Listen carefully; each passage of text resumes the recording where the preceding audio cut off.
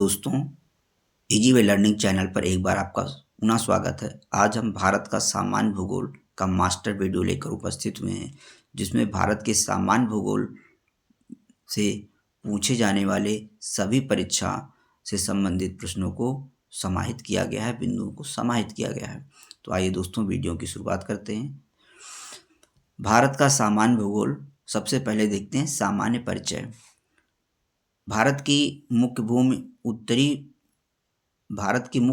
उत्तर पूर्वी गोलार्ध में 8 अंश 4 मिनट उत्तर से 37 अंश 6 मिनट उत्तरी अक्षांश तथा 68 अंश 7 मिनट पूर्व से 97 अंश 25 मिनट पूर्वी देशांतर के मध्य विस्तारित है। भारत का कुल भौगोलिक क्षेत्रफल 32,87,263 वर्ग किलोमीटर है। 2011 की जनगणना के अनुसार भारत में कुल 6,40,932 गांव हैं। भारत विश्व के स्थलीय भाग के क्षेत्रफल के 2.4% भूभाग पर फैला हुआ है, जबकि भारत में संपूर्ण विश्व की 17.5% जनसंख्या निवास करती है। 2011 की जनगणना के अंतिम आंकड़ों के अनुसार भारत विश्व का क्षेत्रफल की दृष्टि से 7वां तथा जनसंख्या की दृष्टि से दूसरा बड़ा देश है। भारत का विस्तार उष्ण एवं उपोष्ण दोनों कटिबंधों में है। समूचा भारत लगभग मानसूनी जलवायु क्षेत्रों में स्थित है। कर्क रेखा भारत के लगभग बीचों बीच से होकर गुजरती है। इस रेखा पर पड़ने वाले भारत के कुल 8 राज्य हैं: गुजरात, राजस्थान, मध्य प्रदेश, छत्तीसगढ़, झारखंड, पश्चिम बंगाल, त्रिपुरा और मिजोरम। 31 अक्टूबर 2019 से भारत में सर्वाधिक पूर्वी राज्य अरुणाचल प्रदेश है, पश्चिमी राज्य गुजरात है, उत्तरी राज्य हिमाचल प्रदेश है और दक्षिणी राज्य तमिलनाडु है। देश के केंद्र शासित प्रदेशों में सर्वाधिक उत्तरी भाग में लद्दाख तथा दक्षिणी भाग में अंडमान एवं निकोबार द्वीप समूह है। भारत का सुदूरस्थ दक्षिणी बिंदु इंदिरा पॉइंट, ग्रेट निकोबार अथवा बड़ा निकोबार द्वीप है एवं मुख्य भूमि पर दक्षिणतम बिंदु कन्याकुमारी तमिलनाडु है। इंदिरा पॉइंट का पुराना नाम पिग्मेलियन पॉइंट था। भारत का सुदूरस्थ उत्तरी बिंदु सियाचिन ग्लेशियर के निकट इंदिरा कोल लद्दाख है। भारत का सुदूरस्थ पूर्वी बिंदु किबुथु अरुणाचल प्रदेश है। भारत का सुदूरस्थ पश्चिमी बिंदु गुभार मोती गुजरात है। भारतीय भूभाग की लंबाई पूर्व से पश्चिम तक 2,933 किलोमीटर तथा उत्तर से दक्षिण तक 3,214 किलोमीटर है। भारत की स्थलीय सीमा की लंबाई 15,106.7 किलोमीटर तथा मुख्य भूमि की तटीय सीमा की लंबाई 5,422.6 किलोमीटर है। द्वीपों समेत देश की कुल तटीय सीमा की लंबाई 7,516.6 किलोमीटर है। भारत का सर्वाधिक तटीय सीमा की लंबाई वाला राज्य गुजरात है, जिसकी तटीय सीमा 1,214.70 किलोमीटर है, जबकि सर्वाधिक तटीय सीमा की लंबाई वाला केंद्र शासित प्रदेश अंडमान एवं निकोबार द्वीप 1962 किलोमीटर है। गोवा राज्यों में की तटरेखा सबसे छोटी 101 किलोमीटर है। भारत के 9 राज्य गुजरात, महाराष्ट्र, गोवा, कर्नाटक, केरल, तमिलनाडु, आंध्र प्रदेश, उड़ीसा एवं पश्चिम बंगाल की सीमा समुद्र की तट से लगी हुई है। विशाल देशांतरीय विस्तार के कारण भारत के पूर्वी तथा पश्चिमी सुदूर बिंदु क्षेत्रों के स्थानीय समय में लगभग 2 घंटे का अंतर है। भारत की प्रमाणिक मध्याह्न रेखा अथवा भारतीय मानक समय इंडियन स्टैंडर्ड टाइम 82 अंश 30 मिनट पूर्वी देशांतर से लिया जाता है। 82 अंश 30 मिनट पूर्वी देशांतर रेखा मिर्जापुर से होकर गुजरती है। भारतीय मानक समय की याम्योत्तर रेखा उत्तर प्रदेश, मध्य प्रदेश, छत्तीसगढ़, उड़ीसा, आंध्र प्रदेश कुल 5 राज्यों से होकर गुजरती है। भारत का मानक समय ग्रीनविच समय से 5.5 घंटा आगे है। भारत के पड़ोसी देश देखते हैं। भारत के निकटतम पड़ोसी देश पाकिस्तान, अफगानिस्तान, चीन, नेपाल, भूटान, म्यांमार, बांग्लादेश, मालदीव एवं श्रीलंका हैं। भारत के स्थलीय सीमा से लगे पड़ोसी देशों की संख्या 7 है और जलीय सीमा से लगे पड़ोसी देशों की संख्या 2 है। इस प्रकार भारत के पड़ोसी देशों की संख्या 9 है। भारत के कुल 16 राज्य एवं 2 केंद्र शासित प्रदेश पड़ोसी देशों की स्थलीय सीमा से लगे हैं। भारत देश की सीमाएं प्राकृतिक एवं मानव निर्मित दोनों प्रकार की हैं। मानव निर्मित सीमा में कुछ सीमा अध्यारोपित है। अध्यारोपित सीमा वह सीमा रेखा होती है जिसे संबंधित देशों के अतिरिक्त किसी तीसरी शक्ति द्वारा आरोपित किया जाता है। भारत तथा पाकिस्तान के मध्य स्थित सीमा अध्यारोपित सीमा का उदाहरण है। भारत की स्थलीय सीमा उत्तर में चीन व नेपाल, उत्तर पश्चिम में अफगानिस्तान, पश्चिम में पाकिस्तान, पूर्व में बांग्लादेश एवं म्यांमार तथा उत्तर पूर्व में भूटान से मिलती है। भारत की सबसे लंबी अंतर्राष्ट्रीय सीमा बांग्लादेश के साथ, इसकी लंबाई 4096.7 किलोमीटर है, जबकि सबसे छोटी अंतर्राष्ट्रीय स्थलीय सीमा अफगानिस्तान के साथ 106 किलोमीटर लगी है। पाकिस्तान की सीमा को स्पष्ट करने वाले राज्य केंद्र शासित प्रदेश हैं पंजाब, राजस्थान, गुजरात, जम्मू कश्मीर और लद्दाख। 31 अक्टूबर 2019 की अद्यतन स्थिति के अनुसार, जिसमें 3 राज्य हैं और 2 केंद्र शासित प्रदेश हैं। राज्यों में पंजाब, राजस्थान और गुजरात तथा केंद्र शासित प्रदेशों में जम्मू कश्मीर और लद्दाख पाकिस्तान के साथ सीमा बनाते हैं। भूटान की सीमा को स्पष्ट करने वाले राज्य हैं पश्चिम बंगाल, सिक्किम, अरुणाचल प्रदेश तथा असम। अफगानिस्तान एवं चीन की सीमा को स्पष्ट करने वाला भारतीय केंद्र शासित प्रदेश लद्दाख है। 31 अक्टूबर 2019 की स्थिति के अनुसार चीन की सीमा को स्पष्ट करने वाले राज्य हिमाचल प्रदेश, उत्तराखंड, सिक्किम, अरुणाचल प्रदेश हैं। बांग्लादेश की सीमा को स्पष्ट करने वाले राज्य मिजोरम, त्रिपुरा, असम, मेघालय तथा पश्चिम बंगाल हैं। त्रिपुरा राज्य 3 तरफ से बांग्लादेश से घिरा हुआ है। म्यांमार की सीमा को स्पष्ट करने वाले राज्य अरुणाचल प्रदेश, नागालैंड, मणिपुर तथा मिजोरम है। इसमें अरुणाचल प्रदेश की सर्वाधिक सीमा म्यांमार से स्पर्श करती है। नेपाल की सीमा को स्पर्श करने वाले राज्य उत्तराखंड, उत्तर प्रदेश, बिहार, पश्चिम बंगाल एवं सिक्किम है। समुद्र पार भारत का सर्वाधिक निकटतम देश श्रीलंका है, जो पाक जलडमरू मध्य द्वारा भारतीय मुख्य भूभाग तमिलनाडु से पृथक होता है। सिक्किम प्रदेश की सीमाएं 3 देशों नेपाल, भूटान एवं चीन से मिलती हैं। पाकिस्तान भारत से रेडक्लिफ रेखा द्वारा पृथक होता है। चीन भारत से मैकमोहन रेखा के द्वारा पृथक होता है। अफगानिस्तान भारत से डूरन रेखा के द्वारा पृथक होता है। भारत का भौतिक स्वरूप देखते हैं। भौतिक रचना तथा धरातल के स्वरूप के अनुसार भारत को मुख्यतः 4 भागों में बांटा गया है। पहला उत्तर पर्वतीय प्रदेश, दूसरा प्रायद्वीपीय पठार, तीसरा विशाल मैदान और चौथा द्वीपीय भाग एवं तटीय मैदान। भारत देश की सीमाएं प्राकृतिक एवं मानव निर्मित दोनों प्रकार की हैं। मानव निर्मित सीमा में कुछ सीमा अध्यारोपित होती है। अध्यारोपित सीमा वह सीमा रेखा होती है जिसे संबंधित देशों के अतिरिक्त किसी तीसरी शक्ति द्वारा आरोपित किया जाता है। भारत तथा पाकिस्तान के मध्य स्थित सीमा अध्यारोपित सीमा का उदाहरण है। भारत की स्थलीय सीमा उत्तर में चीन व नेपाल, उत्तर पश्चिम में अफगानिस्तान, पश्चिम में पाकिस्तान, पूर्व में बांग्लादेश एवं म्यांमार तथा उत्तर पूर्व में भूटान से मिलती हैं। भारत का भौतिक स्वरूप भौतिक रचना तथा धरातल के स्वरूप के अनुसार भारत को मुख्यतः 4 भागों में बांटा गया है। पहला उत्तर पर्वतीय प्रदेश, दूसरा प्रायद्वीपीय पठार, तीसरा विशाल मैदान और चौथा द्वीपीय भाग व तटीय मैदान। भारत के कुल क्षेत्रफल के लगभग 10.6% भूभाग पर उच्च पर्वत श्रेणियां, 18.5% भूभाग पर पहाड़ियां, 27.7% भूभाग पर पठार तथा 43.2% भूभाग पर विस्तृत मैदान का विस्तार है। पहला उत्तर पर्वतीय प्रदेश। हिमालय पर्वत का निर्माण टेथिस सागर के मलबे के ऊपर उठने के कारण माना जाता है, जबकि आधुनिक भूगोलविदों का मानना है कि हिमालय का निर्माण प्लेट विवर्तन के कारण हुआ है।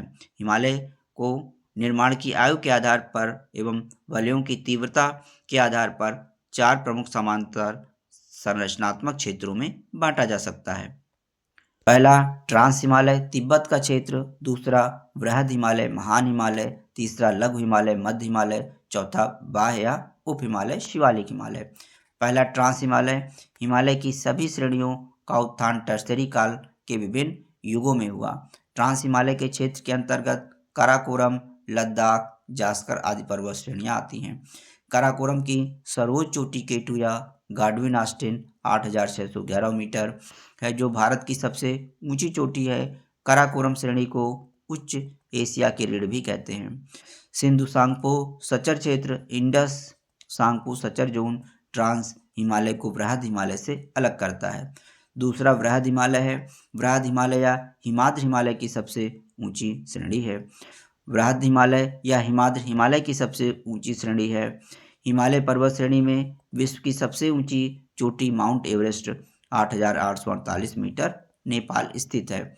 ध्यातव्य है कि नेपाल एवं चीन ने आधिकारिक रूप से माउंट एवरेस्ट की नवीनतम ऊंचाई 8,848.86 मीटर घोषित किया है।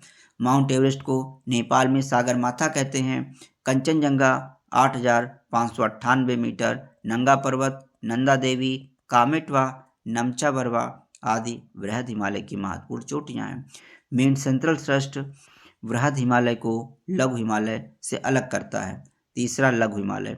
लघु हिमालय या मध्य हिमालय अर्थात हिमाचल श्रेणी में पीर पंजाल, महाभारत, मसूरी, धौलाधर और नागटिप्पा श्रेणियां हैं।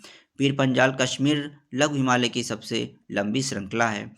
वृहद व लघु हिमालय के मध्य लाहौल स्पीति, कश्मीर घाटी, कुल्लू व कांगड़ा की घाटियां मिलती हैं। लघु हिमालय में अल्पाइन चारागाह स्थित हैं, जिन्हें कश्मीर घाटी में मर्ग, गुलमर्ग, सोनमर्ग तथा उत्तराखंड में बुग्याल या प्यार कहा जाता है। मसूरी, शिमला, कुल्लू, मनाली, दार्जिलिंग आदि लघु हिमालय में ही स्थित है। मेन बाउंड्री फॉल्ट लघु हिमालय को शिवालिक से अलग करता है। चौथा बाह्य हिमालय। बाह्य हिमालय को शिवालिक या निम्न हिमालय भी कहते हैं। यह हिमालय का नवीनतम भाग है। लघु हिमालय एवं शिवालिक के बीच अनेक घाटियां हैं। पश्चिम में इन घाटियों को दून एवं पूर्व में द्वार कहते हैं, जैसे देहरादून। शिवालिक के निचले भाग को तराई कहा जाता है। तराई दलदली और वनाच्छादित प्रदेश को कहते हैं। हिमालय का प्रादेशिक विभाजन देखते हैं। पंजाब हिमालय का विस्तार सिंधु एवं सतलज नदियों के मध्य स्थित है, 560 किलोमीटर। कुमायूं हिमालय सतलज एवं काली नदियों के मध्य 320 किलोमीटर तक विस्तारित है। नेपाल हिमालय काली एवं तीस्ता नदियों के मध्य 800 किलोमीटर तक विस्तारित है। असम हिमालय तीस्ता एवं ब्रह्मपुत्र नदियों के मध्य 720 किलोमीटर तक विस्तारित है। दूसरा प्रायद्वीपीय पठार। प्रायद्वीपीय पठार पुराने क्रिस्टलीय, आग्नेय तथा रूपांतरित शैलों से बना है। प्रायद्वीपीय पठार के प्रमुख रूप से दो भाग हैं, मध्य उच्च भूमि तथा दक्कन का पठार। अरावली की पहाड़ी गुजरात, राजस्थान, हरियाणा एवं दिल्ली तक फैली हुई है। इसका निर्माण प्री कैम्ब्रियन काल में हुआ था। अरावली भारत के साथ साथ विश्व की प्राचीनतम श्रेणियों में से एक है। अरावली पहाड़ी की सबसे ऊंची चोटी गुरु शिखर 1722 मीटर है। गुरु शिखर अरावली के माउंट आबू पहाड़ी पर स्थित है। बनास नदी अरावली के पूर्वी भाग से निकलती है। मालवा का पठार मध्य प्रदेश एवं छत्तीसगढ़ राज्य में विस्तृत है। चंबल और बेतवा नदी मालवा पठार से निकलती हैं। उत्तर भारत को दक्षिण भारत से विंध्य पर्वतमाला अलग करता है। मैकाल पठार छत्तीसगढ़ में स्थित है। सोन नदी की उत्पत्ति अमरकंटक से हुई है। मैकाल पठार के पश्चिम भाग से नर्मदा नदी निकलती है। भारत का रूढ़ छोटा नागपुर पठार को कहा जाता है। छोटा नागपुर पठार खनिज भंडार की दृष्टि से भारत का सबसे प्रमुख क्षेत्र है। सतपुड़ा की पहाड़ियाँ गुजरात, महाराष्ट्र, छत्तीसगढ़ एवं मध्य प्रदेश राज्य में स्थित हैं। धूपगढ़ सतपुड़ा की सबसे ऊंची चोटी 1350 मीटर है, जो महादेव पर्वत पर स्थित है। ताप्ती नदी सतपुड़ा के दक्षिणी भाग से निकलती है। पश्चिमी घाट का विस्तार अरब सागर तट के समांतर गुजरात से लेकर तमिलनाडु तक लगभग 1500 किलोमीटर की लंबाई में, उत्तर में ताप्ती नदी के मुहाने से दक्षिण में कन्याकुमारी अंतरीप तक पाया जाता है। सतपुड़ा के उत्तरी भाग में नर्मदा नदी का उद्गम स्थल है। पश्चिमी घाट को सह्याद्री भी कहते हैं। 16 डिग्री उत्तरी अक्षांश रेखा संरचनात्मक विशेषताओं के आधार पर सह्याद्री को दो भागों उत्तरी सह्याद्री और दक्षिणी सह्याद्री में विभाजित करती हैं। उत्तरी सह्याद्री एवं दक्षिणी सह्याद्री के सर्वोच्च शिखर क्रमशः कलसुबाई 1646 मीटर तथा कुद्रेमुख 1892 मीटर हैं। दक्कन का पठार मध्य प्रदेश, महाराष्ट्र के साथ ही कर्नाटक, आंध्र प्रदेश, तेलंगाना और तमिलनाडु में भी पाया जाता है। दक्कन का पठार ज्वालामुखी बेसाल्ट चट्टान से बना है। दक्कन के पठार के पूर्वी भाग को विदर्भ कहा जाता है। दक्कन के पठार में काली मिट्टी पाई जाती है। बालाघाट, हरिश्चंद्र और सतमाला की पहाड़ियाँ महाराष्ट्र राज्य में स्थित हैं। धारवाड़ का पठार कर्नाटक राज्य में है। धारवाड़ के पठार के पश्चिम भाग में बाबा बूदन की पहाड़ी तथा ब्रह्मगिर की पहाड़ी है। नीलगिरी की पहाड़ी तमिलनाडु, केरल, कर्नाटक राज्य में फैली हुई है। नीलगिरी की सबसे ऊंची चोटी दोदा बेट्टा 2637 मीटर है। दोदा बेट्टा दक्षिण भारत की दूसरी सबसे ऊंची चोटी है। अन्नामलाई की पहाड़ी केरल एवं तमिलनाडु राज्य की सीमा पर स्थित हैं। दक्षिण भारत की सबसे ऊंची चोटी अनाईमुडी 2695 मीटर अन्नामलाई की पहाड़ी पर स्थित है। उत्तर भारत का विशाल मैदान, तीसरा विभाजन है उत्तर भारत का विशाल मैदान। उत्तर भारत के विशाल मैदान को सिंधु गंगा और ब्रह्मपुत्र मैदान भी कहा जाता है।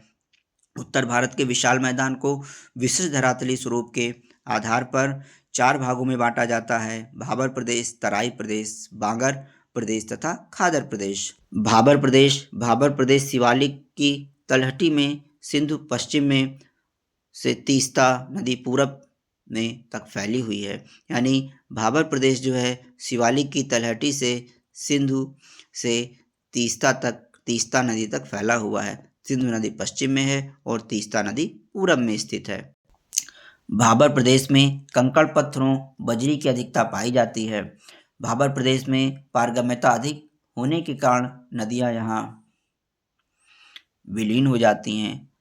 तराई प्रदेश की आर्द्रता अत्यधिक होती है, जिसके कारण प्रायः तराई मैदान दलदली क्षेत्र होते हैं। भाबर प्रदेश की विलुप्त नदियाँ तराई प्रदेश में पुनः सतह पर आ जाती हैं। तराई प्रदेशों में घने वन होते हैं। तराई प्रदेशों में जैव विविधता का भंडार पाया जाता है। बांगर मैदानी भागों का उच्च भाग है, जहाँ सामान्य बाढ़ का पानी नहीं पहुँचता है। बांगर मैदान में पुरानी जलोढ़ मिट्टी है, जिसमें कंकड़ और रेत की अधिकता होती है। बांगर को स्थानीय भाषा में भूड़ कहा जाता है। खादर प्रदेश नवीन जलोढ़ मिट्टी से निर्मित होती है। खाद से खादर और खाद याद रख सकते हैं, और ना से नवीन, यानी खाद नवीन होती है। खादर प्रदेश में नदियों के बाढ़ द्वारा हर वर्ष नवीन मिट्टी लाई जाती है। खादर प्रदेश को कछारी प्रदेश अथवा बाढ़ का मैदान भी कहा जाता है। गंगा और ब्रह्मपुत्र नदियाँ खादर प्रदेश डेल्टा का निर्माण करती हैं। द्वीपीय भाग, अंडमान और निकोबार तथा लक्षद्वीप भारत में 2 द्वीप समूह हैं। अंडमान एवं निकोबार द्वीप समूह बंगाल की खाड़ी में स्थित है।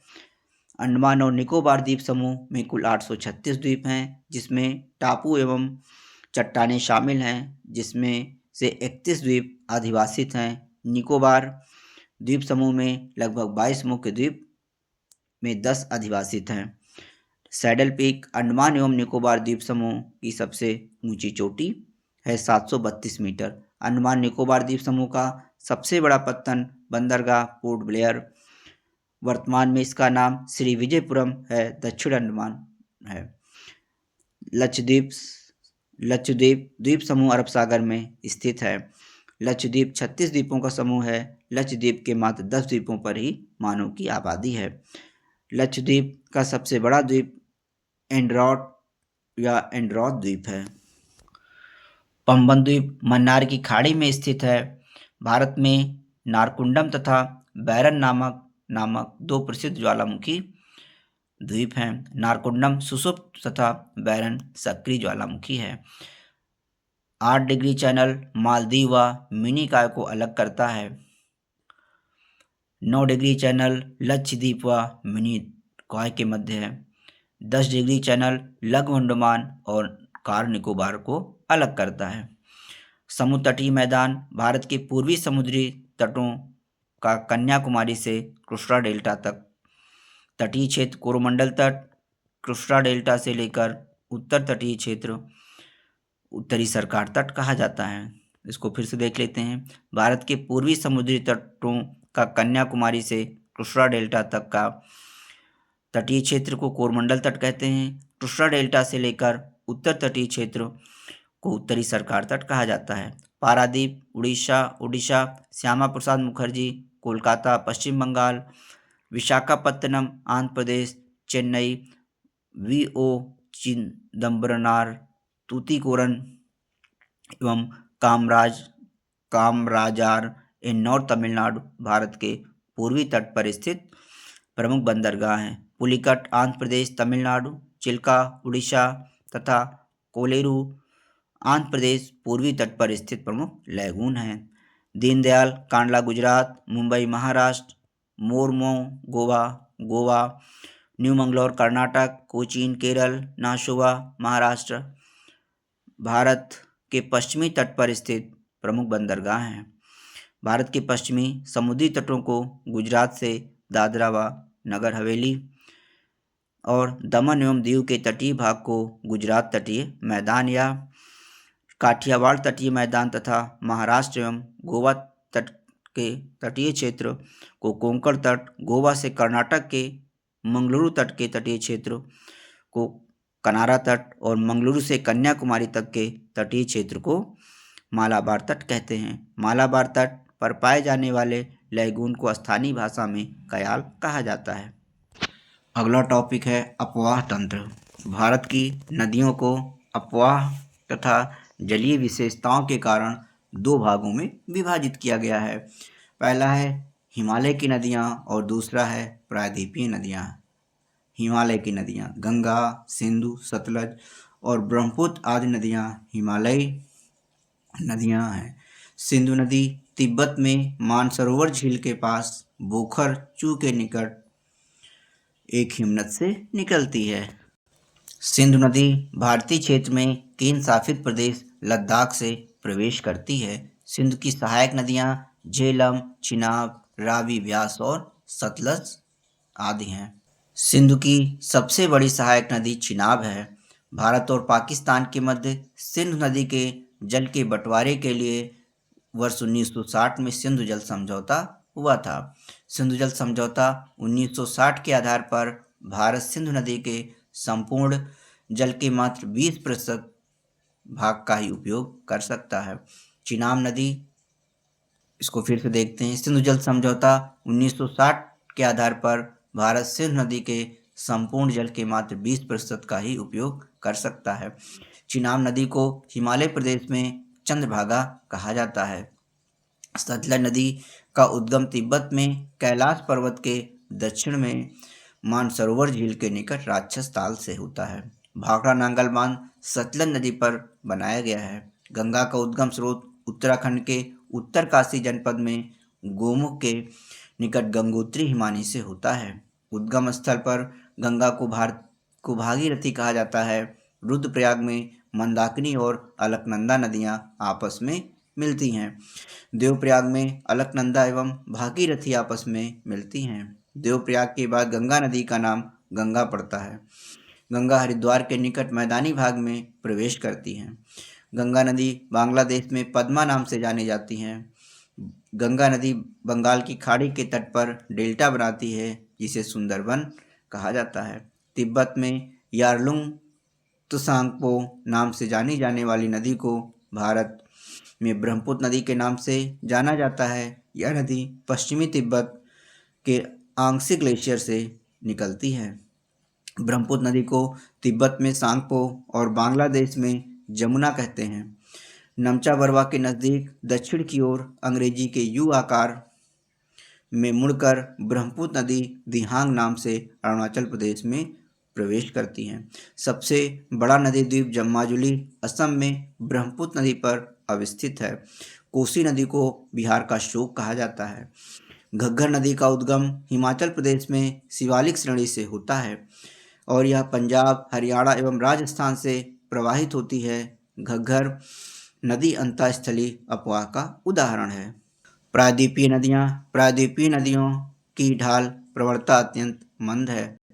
महानदी गोदावरी, कृष्णा और कावेरी नदियां पूर्व की तरफ प्रवाहित होती हैं। नर्मदा और ताप्ती पश्चिम की तरफ प्रवाहित होती है। ये दोनों नदियां एस्चुरी बनाती हैं। नर्मदा नदी का उद्गम मैकाल पर्वत की अमरकंटक चोटी से होता है। यह अरब सागर में गिरने वाली प्रायद्वीपीय भारत की सबसे बड़ी नदी है। मध्य प्रदेश का जबलपुर नगर नर्मदा नदी के किनारे स्थित है। धुआंधार और भेड़ाघाट जलप्रपात जबलपुर जनपद में नर्मदा नदी पर स्थित है। गोदावरी नदी महाराष्ट्र के नासिक जनपद से निकलती है। प्रायद्वीपीय भारत की सबसे बड़ी नदी गोदावरी है। गोदावरी को वृद्ध गंगा, दक्षिण गंगा कहा जाता है।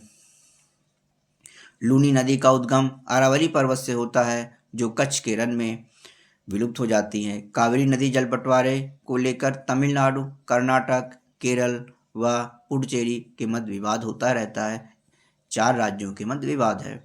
चंबल नदी मध्य प्रदेश के महू के निकट से निकलती है। चंबल राजस्थान की एकमात्र ऐसी नदी है जो वर्ष भर बहती है। इस नदी पर प्रख्यात चूलिया जलप्रपात है। चंबल गहरे खड्डों चंबल खड्ड का निर्माण करती है। क्षिप्रा नदी के किनारे उज्जैन का विख्यात महाकालेश्वर मंदिर है, जहां प्रति 12वें वर्ष कुंभ मेला लगता है। गंगा, यमुना और अदृश्य सरस्वती के संगम स्थल प्रयागराज में भी कुंभ मेले का आयोजन होता है। कृष्णा नदी महाबलेश्वर पश्चिमी घाट के पास एक झरने से निकलती है। कृष्णा नदी महाराष्ट्र, कर्नाटक, तेलंगाना, आंध्र प्रदेश से होते हुए बंगाल की खाड़ी में गिरती है। कोयना, घाटप्रभा, मालप्रभा, भीमा, तुंगभद्रा आदि कृष्णा की सहायक नदियां हैं। कावेरी नदी को दक्षिण भारत की गंगा के रूप में जाना जाता है। शिवसमुद्रम जलप्रपात तथा श्रीरंगपट्टनम एवं शिवसमुद्रम द्वीपों की उपस्थित कावेरी नदी के महत्व को बढ़ा देती है। प्रायद्वीपीय नदियों का उत्तर से दक्षिण की ओर क्रम है। महानदी सबसे उत्तर में, गोदावरी, कृष्णा, पेन्नार, कावेरी और वैगाई नदी सबसे दक्षिण में है। प्रायद्वीपीय नदियों की लंबाई के अनुसार घटता क्रम है। गोदावरी यानी प्रायद्वीपीय नदियों में सबसे बड़ी लंबाई में नदी गोदावरी है। उसके पश्चात कृष्णा, नर्मदा, महानदी, कावेरी, ताप्ती, यानी घटता क्रम, यानी सबसे अधिक लंबी गोदावरी और छोटी में देखा जाए तो ताप्ती नदी है। ये भारत की नदियों को सारांश रूप में देख लेते हैं। उद्गम स्थल, लंबाई, संगम या मुहाना। तिब्बत सिंधु नदी तिब्बत में मानसरोवर झील के पास बोखरचू हिमानी के निकट से निकलती है। इसकी लंबाई 2880 किलोमीटर है। भारत में 1114 किलोमीटर है। इसका संगम या मुहाना अरब सागर है। चिनाब नदी लाहौल जनपद हिमाचल प्रदेश बड़ा लाचा दर्रा के निकट से निकलती है और इसकी लंबाई 1180 किलोमीटर है और मुहाना सतलज नदी है। रावी नदी कांगड़ा जिले में रोहतांग दर्रे के समीप निकलती है। इसकी लंबाई 725 किलोमीटर है और इसका संगम या मुहाना चिनाब नदी है। झेलम पीर पंजाल पर्वत पर स्थित वेरीनाग अविभाजित जम्मू और कश्मीर झरने से निकलती है। 724 किलोमीटर लंबाई है। चिनाब नदी में इसका मुहाना है। ब्यास रोहतांग दर्रे के समीप ब्यास कुंड से 4000 मीटर की ऊंचाई पर है। 470 किलोमीटर इसकी लंबाई है और हरिके कपूरथला के समीप सतलज नदी में यह मिल जाती है। सतलज नदी मानसरोवर झील के समीप हिमानी से स्थित राक्षस ताल से निकलती है। ऊंचाई समुद्र तल से 4555 मीटर है। इसकी लंबाई 1500 किलोमीटर है। भारत में 1050 किलोमीटर है। यह सिंधु नदी में मिल जाती है। गंगा गोमुख के पास गंगोत्री हिमानी से निकलती है। समुद्र तल से 3900 मीटर से भी अधिक ऊंचाई पर। इसकी लंबाई 2525 किलोमीटर यानी 2525 किलोमीटर है और यह बंगाल की खाड़ी में गिरती है। रामगंगा नैनीताल के समीप गढ़वाल की पहाड़ी में स्थित दूधा टोली श्रेणी से निकलती है और रामगंगा नदी की लंबाई 696 किलोमीटर है। यह नदी गंगा नदी कन्नौज के निकट गंगा नदी से मिल जाती है। शारदा, काली या सरयू नदी, शारदा नदी को ही काली नदी या सरयू नदी भी कहते हैं, जो कि कुमायूं हिमालय का मिलाम हिमनद से कुमायूं हिमालय का मिलाम हिमनद से निकलती है और इसकी लंबाई 596 किलोमीटर है। रामगंगा नदी बहराम घाट के समीप घाघरा नदी में मिल जाती है। गंडक नदी नेपाल से निकलती है, 425 किलोमीटर लंबाई है और गंगा नदी पटना के निकट सोनपुर में मिलती है। कोसी नदी गोसाई धाम चोटी के उत्तर में निकलती है, 730 किलोमीटर लंबाई है, गंगा नदी में मिलती है। यमुना नदी बंदरपूंछ के पश्चिमी ढाल पर स्थित यमुनोत्री हिमानी से निकलती है, 1384 किलोमीटर इसकी लंबाई है और गंगा नदी प्रयागराज में मिल जाती है। चंबल नदी मध्य प्रदेश के मालवा पठार 965 किलोमीटर में महू के निकट निकलती है। ऊंचाई इसकी समुद्र तट से 600 मीटर होती है जहाँ से यह निकलती है। और चंबल नदी जो है यमुना नदी इटावा में मिलती है। बेतवा मध्य प्रदेश के रायसेन जिले से में विंध्याचल पर्वत से बेतवा नदी निकलती है, 590 किलोमीटर इसकी लंबाई है और बेतवा नदी यमुना नदी हमीरपुर में मिलती है। सोन अमरकंटक की पहाड़ियाँ से निकलती है, 881 किलोमीटर इसकी लंबाई है। यह गंगा नदी पटना में मिल जाती है, इसका मुहाना है। ब्रह्मपुत्र नदी तिब्बत में मानसरोवर झील के निकट आंगसी हिमानी से निकलती है, 2900 किलोमीटर इसकी कुल लंबाई है। भारत में इसकी लंबाई 916 किलोमीटर है। संगम या मुहाना पद्मा नदी बंगाल की खाड़ी है। नर्मदा नदी विंध्याचल पर्वत श्रेणी में स्थित अमरकंटक पहाड़ से नर्मदा नदी निकलती है, 1312 किलोमीटर इसकी लंबाई है, खंभात की खाड़ी में यह गिरती है। ताप्ती नदी बैतूल जिले के मुल्ताई से मध्य प्रदेश से निकलती है और ताप्ती नदी की लंबाई 724 किलोमीटर है। सूरत के निकट खंभात की खाड़ी में यह मिलती है। माही नदी विंध्य पर्वतीय क्षेत्र में धार जिला मध्य प्रदेश से निकलती है। माही नदी की लंबाई 583 किलोमीटर है, खंभात की खाड़ी में यह गिरती है। लूनी नदी अजमेर राजस्थान में पश्चिमी अरावली पर्वत से निकलती है, इसकी लंबाई 511 किलोमीटर है, कच्छ करण में यह मिलती है। महानदी छत्तीसगढ़ के धमतरी जिले में सिहावा के समीप निकलती है, 851 किलोमीटर इसकी लंबाई है। महानदी बंगाल की खाड़ी कटक के पास मिलती है। क्षिप्रा नदी कंकरी बरडी पहाड़ी से निकलती है इंदौर से और 210 किलोमीटर इसकी लंबाई है। चंबल नदी में इसका मुहाना है। साबरमती नदी अरावली पर्वत उदयपुर से निकलती है, 371 किलोमीटर इसकी लंबाई है और खंभात की खाड़ी में गिरती है। बनास नदी खमनोर की पहाड़ी अरावली पर्वत राजसमंद जिला से निकलती है, 512 किलोमीटर इसकी लंबाई है, चंबल में यह मिलती है। कृष्णा नदी महाबलेश्वर महाराष्ट्र के समीप स्थित पश्चिमी घाट से निकलती है, 1400 किलोमीटर कृष्णा नदी की लंबाई है और यह बंगाल की खाड़ी में इसका मुहाना है। कावेरी नदी ब्रह्मगिरी की पहाड़ी कर्नाटक के कोडागू जिले में निकलती है, 800 किलोमीटर इसकी लंबाई है और कावेरी नदी बंगाल की खाड़ी में गिरती है। गोदावरी नासिक महाराष्ट्र के त्र्यंबकेश्वर से निकलती है, 1465 किलोमीटर इसकी लंबाई है और बंगाल की खाड़ी में यह गिरती है। तुंगभद्रा नदी कर्नाटक में पश्चिमी घाट पहाड़ की गंगा मूल चोटी से तुंगा तथा समीप में ही कादुर से भद्रा नदी का उद्गम होता है, 531 किलोमीटर लंबाई है, कृष्णा नदी में मिलती है। पेन्नार नदी नदी श्रेणी के चेन्ना केशव पहाड़ी कर्नाटक से निकलती है, 597 किलोमीटर लंबाई है और पेन्नार नदी जो है वह बंगाल की खाड़ी में गिरती है। पेरियार नदी शिवगिरी चोटी के वन क्षेत्र से केरल में निकलती है, 244 किलोमीटर लंबाई है, अरब सागर में मिलती है। हुगली नदी यह गंगा की एक शाखा है जो धुलिया पश्चिम बंगाल के दक्षिण में गंगा से अलग होती है, 260 किलोमीटर लंबाई है और बंगाल की खाड़ी में गिरती है। आइए हम नदियों के किनारे प्रमुख नगरों को देख लेते हैं। नगर और नदियाँ। दिल्ली यमुना नदी के किनारे स्थित है। आगरा यमुना नदी के किनारे स्थित है। बरेली रामगंगा नदी के किनारे स्थित शहर है। मथुरा यमुना नदी के किनारे स्थित है। कानपुर गंगा नदी के किनारे स्थित है। प्रयागराज गंगा यमुना का संगम है। वाराणसी गंगा नदी के किनारे। कन्नौज गंगा नदी के किनारे स्थित है। लखनऊ गोमती नदी के किनारे स्थित है। अयोध्या सरयू नदी के किनारे स्थित है। जौनपुर गोमती नदी के किनारे स्थित है। गोरखपुर राप्ती नदी के किनारे स्थित है। बद्रीनाथ अलकनंदा नदी के किनारे स्थित है। फिरोजपुर सतलज नदी के किनारे स्थित है। कोलकाता चंबल नदी के किनारे स्थित है। उज्जैन क्षिप्रा नदी के किनारे स्थित है। जबलपुर नर्मदा नदी के किनारे स्थित है। गुवाहाटी ब्रह्मपुत्र नदी के किनारे स्थित है। पंढरपुर भीमा नदी के किनारे स्थित है। अहमदाबाद साबरमती नदी के किनारे स्थित है। जमशेदपुर स्वर्णरेखा नदी के किनारे स्थित है। हैदराबाद मूसी नदी के किनारे स्थित है। सूरत ताप्ती नदी के किनारे स्थित है। श्रीनगर झेलम नदी के किनारे स्थित है।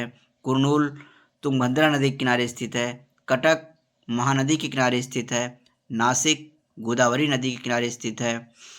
श्रीरंगपट्टनम कावेरी नदी के किनारे स्थित है।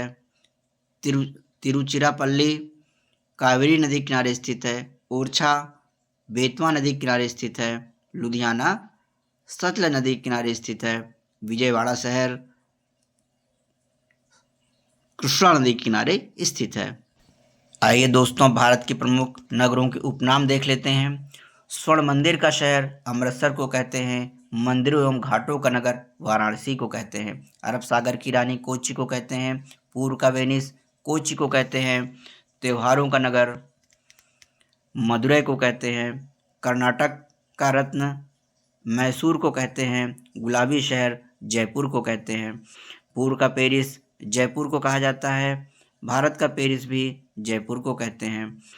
भारत का स्विट्जरलैंड जम्मू कश्मीर को कहते हैं। भारत का मिनी स्विट्जरलैंड खज्जियार को कहते हैं। पूर्व का स्कॉटलैंड मेघालय को कहा जाता है।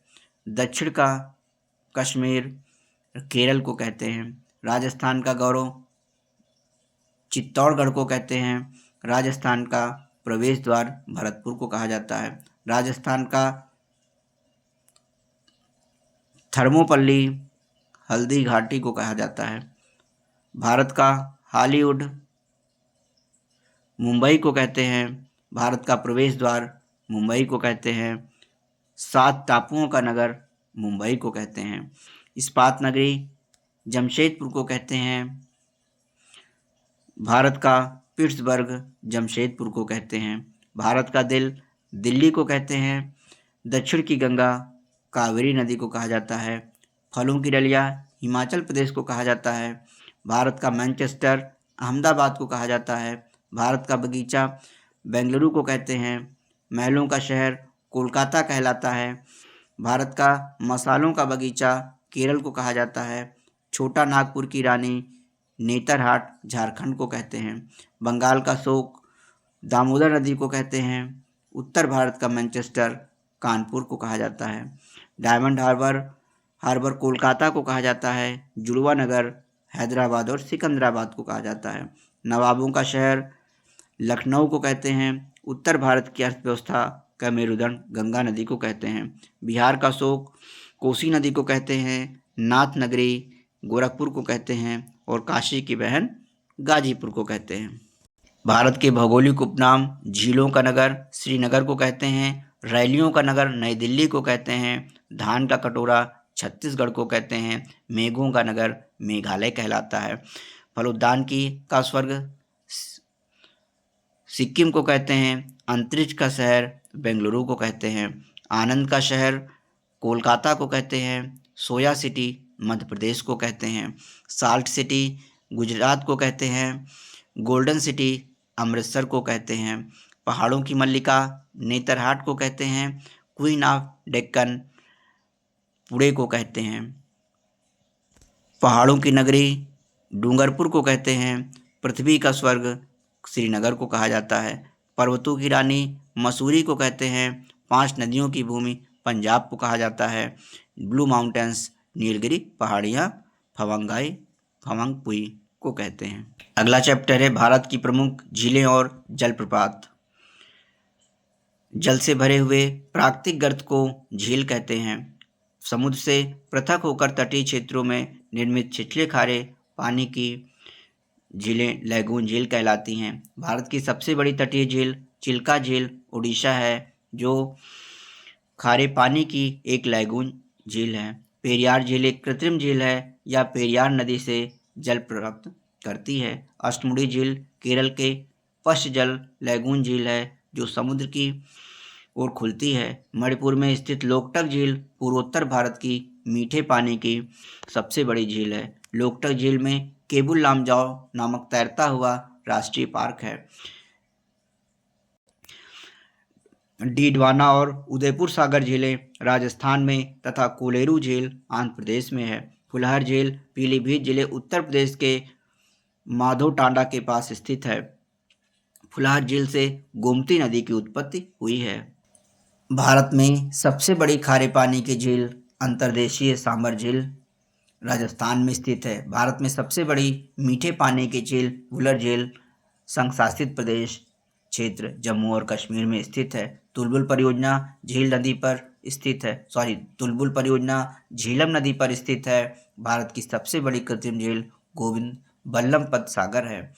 गोविंद बल्लभ पंत सागर झील सोन की सहायक रिहंद नदी पर बनाए गए बांध से बनी है। भारत की सबसे ऊंचाई पर स्थित गुरु डोंगमर झील लगभग 5425 मीटर सिक्किम में स्थित है। तीस्ता नदी का उद्गम चोलामू झील 5100 मीटर से होता है। लोनार झील महाराष्ट्र के बुलढाना जिले में स्थित है। लोनार झील उल्कापिंड गिरने से बनी है। उकाई झील गुजरात के ताप्ती नदी पर स्थित मानव निर्मित झील है। गांधी सागर मध्य प्रदेश और राणा प्रताप सागर जवाहर सागर राजस्थान चंबल नदी पर स्थित बांध है। नागार्जुन सागर बांध कृष्णा नदी पर आंध्र प्रदेश एवं तेलंगाना में तथा निजाम सागर बांध मंजीरा नदी पर तेलंगाना में स्थित है। तुंगभद्रा झील तुंगभद्रा नदी पर स्थित मानव निर्मित झील है। हुसैन सागर झील हैदराबाद और सिकंदराबाद के मध्य स्थित है। पश्चिमी तट पर स्थित बिम्बानाथ की झील केरल की एक लैगून झील है। भारत की दूसरी सबसे बड़ी लैगून झील पूर्वी तट की पुलिकट झील है। पुलिकट झील आंध्र प्रदेश और तमिलनाडु राज्यों की सीमा पर स्थित बड़ी खारे पानी की लैगून झील है। बैरियर टापू जिसका नाम श्रीहरिकोटा है, पुलिकट झील को बंगाल की खाड़ी से अलग करती है। श्रीहरिकोटा पर सतीश धवन अंतरिक्ष केंद्र है। कर्नाटक राज्य में स्थित कुंचिकल प्रपात की ऊंचाई कम से कम 400 फीट एवं अधिक से अधिक 800 फीट लगभग 183 मीटर बताई गई है। विश्व जल प्रपात डेटाबेस की वर्तमान स्थिति के अनुसार भारत का सबसे ऊंचा जलप्रपात नोहकालिकई मेघालय में जो कि 340 मीटर है। भारत का प्रमुख जलप्रपात गरसोप्पा जोग या महात्मा गांधी जलप्रपात है। जोग जलप्रपात शारावती नदी पर स्थित है। घुंडरू जलप्रपात रांची स्वर्णरेखा नदी पर स्थित है। शिवसमुद्रम जलप्रपात कावेरी नदी पर स्थित है।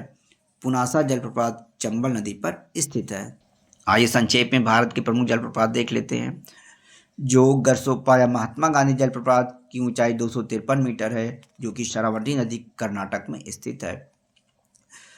चित्रकूट जलप्रपात 29 मीटर ऊंचा है। इंद्रावती नदी छत्तीसगढ़ में स्थित है। शिवसमुद्रम 98 मीटर ऊंचा है। कावेरी नदी कर्नाटक में स्थित है। गौतम धारा या जोन्हा जलप्रपात 45 मीटर ऊंचा है। राढ़ू नदी पर स्थित है झारखंड राज्य में। ढूंढरू जलप्रपात 98 मीटर ऊंचा है। स्वर्णरेखा नदी झारखंड में स्थित है।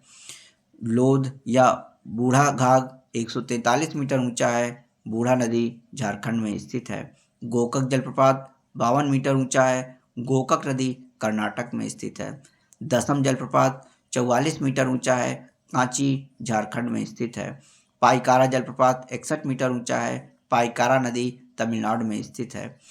कपिलधारा जलप्रपात 30 मीटर ऊंचा है। नर्मदा नदी पर मध्य प्रदेश में स्थित है। चुलिया जलप्रपात 15 मीटर ऊंचा है। चंबल नदी पर राजस्थान में स्थित है। धुआंधार जलप्रपात 30 मीटर ऊंचा है। नर्मदा नदी पर स्थित है मध्य प्रदेश में। आइए भारत की जलवायु को देखते हैं।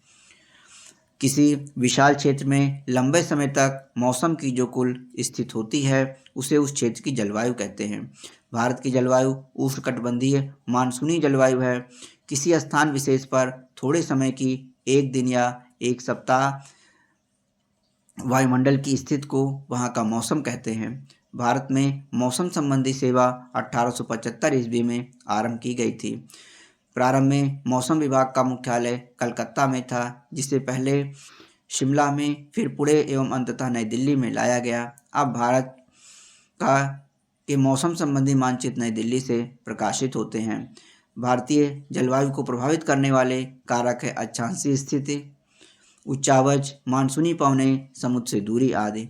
दक्षिण भारत के भूमध्य रेखा से अधिक निकट होने के कारण यहाँ वर्ष भर गर्म जलवायु पाई जाती है।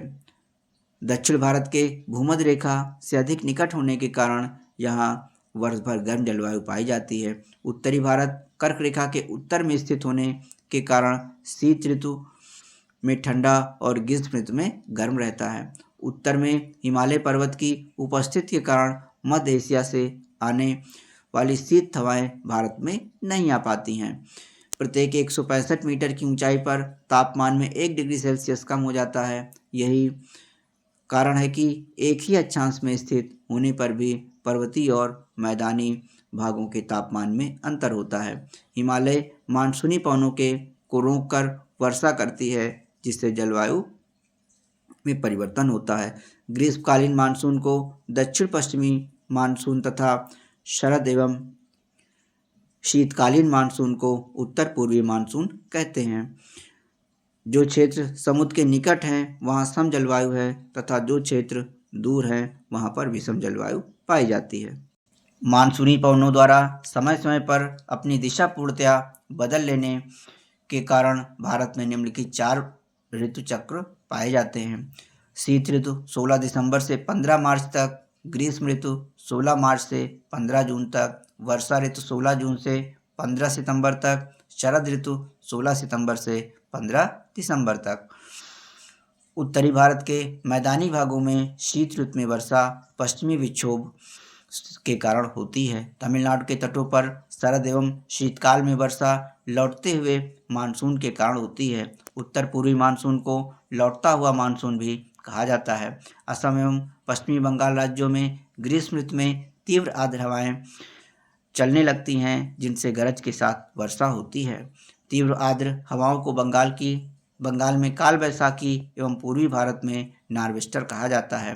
कर्नाटक एवं दक्षिण भारत में तीव्र आर्द्र हवाओं को चेरी ब्लॉसम वर्षा के नाम से जाना जाता है। काफी की कृषि के लिए लाभदायक होने के कारण इसे काफी वर्षा भी कहते हैं। केरल में आम की फसल के लिए लाभदायक होने के कारण तीव्र आर्द्र हवाओं को दक्षिण भारत केरल में आम वर्षा मैंगो शावर कहते हैं। ग्रीष्म ऋतु में उत्तर पश्चिमी भारत के शुष्क भागों में चलने वाली गर्म एवं शुष्क हवाओं को लू कहा जाता है। भारत की प्रायद्वीपीय आकृति के कारण दक्षिण पश्चिम का मानसून 2 शाखाओं में विभाजित हो जाता है, एक अरब सागर शाखा तथा दूसरी बंगाल की खाड़ी शाखा। अरब सागर शाखा का मानसून सबसे पहले जून के प्रथम सप्ताह में भारत के केरल राज्य में आता है। केरल राज्य में यह मानसून पश्चिमी घाट पर्वत से टकराकर केरल के तटों पर वर्षा करती है। इसे मानसून प्रस्फोट, मानसून बर्स्ट कहा जाता है। केरल से होता हुआ मानसून 10 जून तक मुंबई होते हुए 15 जुलाई तक संपूर्ण भारतीय उपमहाद्वीप में प्रवाहित होता है। बंगाल की खाड़ी से आने वाली हवाएं दक्षिण पश्चिमी मानसून शाखा, गारो, खासी एवं जैंतिया पहाड़ियों पर अधिक वर्षा लाती हैं। दक्षिण पश्चिमी मानसून से मासिनराम मेघालय विश्व में सर्वाधिक वर्षा प्राप्त करने वाला स्थान है। भारत में सबसे कम वर्षा प्राप्त करने वाला स्थान लेह केंद्रशासित प्रदेश लद्दाख 9.2 सेंटीमीटर यहाँ वर्षा होती है। दक्षिण पश्चिमी मानसून की बंगाल की खाड़ी शाखा अरब सागर की मानसून शाखा की तुलना में अधिक शक्तिशाली होता है। पश्चिमी घाट के पर्वत वृक्ष छाया क्षेत्र में पड़ने के कारण तमिलनाडु में दक्षिण पश्चिमी मानसून द्वारा काफ़ी कम वर्षा होती है। शरद ऋतु को मानसून प्रत्यावर्तन का काल, रिट्रीटिंग मानसून सीजन भी कहा जाता है। इसे लौटता हुआ मानसून भी कहते हैं। लौटते हुए मानसून उत्तर पूर्वी मानसून से वर्षा मुख्य रूप से तमिलनाडु के कोरोमंडल तट पर होती है। शरद ऋतु में बंगाल की खाड़ी में उष्णकटिबंधीय चक्रवातों की उत्पत्ति होती है। उष्णकटिबंधीय चक्रवातों द्वारा पूर्वी तटीय क्षेत्रों में आंध्र प्रदेश, तमिलनाडु, उड़ीसा, पश्चिम बंगाल एवं पुडुचेरी तथा पश्चिमी तटीय क्षेत्र में गुजरात में अधिक क्षति पहुंचाती है। आइए भारत की मिट्टी का अध्ययन करते हैं। पृथ्वी के धरातल पर मिट्टी मृदा असंगठित पदार्थों की एक परत है जो अपक्षय और विघटन के कारकों के माध्यम से चट्टान और जैव पदार्थों से बनी है। मिट्टी के अध्ययन के विज्ञान को मृदा विज्ञान पेडोलॉजी कहते हैं। केंद्रीय मृदा संरक्षण बोर्ड का गठन वर्ष 1953 में मृदा अपरदन और उसके दुष्परिणामों पर नियंत्रण लगाने के लिए किया गया। राजस्थान के जोधपुर में मरुस्थल की समस्या के अध्ययन के लिए central arid zone research institute कजरी की स्थापना की गई है।